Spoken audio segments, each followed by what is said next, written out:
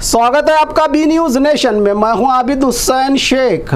Party से निकालने के बाद भी यत्नाल को अकल नहीं आई। रेणुकाचार्य दावणगेरे जिला होन्नಳ್ಳಿ में भाजपा के वरिष्ठ नेता रेणुकाचार्य का मीडिया के आगे बयान। येडियुरप्पा और बीवा विजेंदर को जेल भेज देंगे वाले यत्नाल के बयान पर अपने गुस्से को जाहिर करते हुए यत्नाल येडियुरप्पा के पांव की धूल के बराबर भी नहीं। जिन्होंने यत्नाल को पार्टी में लाया उनका इस तरह से एहसान चुका रहे हैं।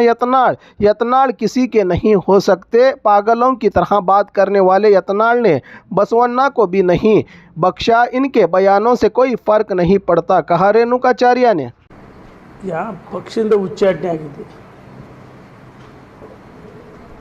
ಸ್ವತಃ ಅವರೇ ಗೆಲ್ಲಲ್ಲ.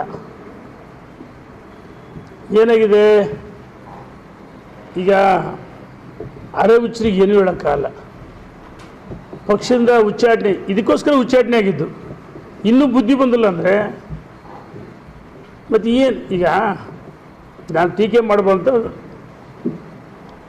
ಅದರ ಬಗ್ಗೆ ಮಾತಾಡ್ತಾ ಬಿಟ್ಬಿಟ್ಟಿದೆ. ಮೊನ್ನೆ ದೇವ್ರ ಬೆಳಗ್ಗೆ ನಡೆದೇನು ಬಸವ ಜಯಂತಿ, ಶರಣರ ವಚನಗಳು ಅಥವಾ ಈ ಕೇವಲ ವೀರಶೈವ ಲಿಂಗಾಯತರಷ್ಟೇ ಅಲ್ಲ, ಅಂಬೇಡ್ಕರ್ ಅಂದ ತಕ್ಷಣ ದಲಿತರಷ್ಟೇ ಅಲ್ಲ, ಬಸವಣ್ಣ ಅಂದ ತಕ್ಷಣ ವೀರಶೈವರಷ್ಟೇ ಅಲ್ಲ. ಅದು ನಾನು ಹೇಳಿದೆ, ಅವರೆಲ್ಲ ಜನರನ್ನ ಸಮಾಜಗಳನ್ನ ಜಾಗೃತಿ ಮಾಡಿಸಿ ತುಳಿತಕ್ಕೊಳಗಾದಂಥ ಅವ್ರಿಗೆ ಮೇಲೆತ್ತ ಕೆಲಸವನ್ನು ಮಾಡಿದರು. ಅವರ ಆದರ್ಶಗಳ ಬಗ್ಗೆ ಮಾತಾಡಬೇಕೇನ, ಜನರು ಜಾಗೃತಿ ಅದ್ರ ಬಿಟ್ಟು ಅದ್ರ ಬದಲಾಗಿ ರಾಜಕೀಯ ಮಾತಾಡ್ತಂದರೆ ಮತ್ತು ಅವರು ಎಲ್ಲ ಒಂದು ಕಡೆ ಬಸವಣ್ಣನಿಗೆ ಅಪಮಾನ ಮಾಡ್ದಂಗೆ ಇನ್ನೊಂದು ಸರಿ ಬಸವಣ್ಣ ಆರೋಗ್ಯ ಆತ್ಮಹತ್ಯೆ ಮಾಡಿಕೊಡೋದು ಅಂತ ಹೇಳಿದ್ರು. ಹಾಗಾಗಿ ಆ ಅರೆ ಹುಚ್ಚರಿಗೆ ಏನು ಹೇಳೋಕ್ಕಾಗಲ್ಲ. ಅವ್ರಿಗೆ ಏನಾಗಿದೆ ಡಿಪ್ರೆಸ್ ಆಗ್ಬಿಡ್ತಾರೆ ಪಾರ್ಟಿಯಿಂದ ಉಚ್ಚಾಟನೆ ಆದಮೇಲೆ. ನಿನ್ನ ಹಣೆಯಲ್ಲೇ ಬರ್ದಲ್ಲ ಜೈಲಿಗೆ ಕಳ್ಸೋಕ್ಕೆ, ಅವ್ರ ಹಣೆಯಲ್ಲೇ ಬರ್ದಲ್ಲ ಅಂತ ಹೇಳಕ್ಕೆ ಇಚ್ಛೆ ಪಡ್ತೀನಿ. ಯಡಿಯೂರಪ್ಪನವ್ರಿಗೆ ಕಾಲಿನ ಧೂಳಿಗೆ ಸಮಾನ ಮಾತಾಡಿ ಯಾವ ನೈತಿಕತೆ ಇದೆ ನಿನಗೆ?